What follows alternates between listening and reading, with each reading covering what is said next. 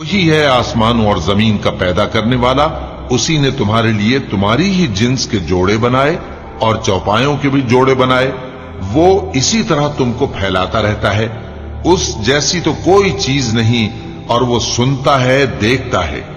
آسمانوں اور زمین کی کنجیاں اسی کے پاس ہیں، وہ جس کے لیے چاہتا ہے رزق فراخ کر دیتا ہے اور جس کے لیے چاہتا ہے تنگ کر دیتا ہے۔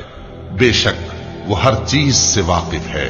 اس نے تمہارے لیے دین کا وہی رستہ مقرر کیا جس کے اختیار کرنے کا نوح کو حکم دیا تھا، اور جس کی اے نبی ہم نے تمہاری طرف وہی بھیجی ہے، اور جس کا ابراہیم اور موسیٰ اور عیسیٰ کو حکم دیا تھا، وہ یہ کہ دین کو قائم رکھنا اور اس میں پھوٹ نہ ڈالنا۔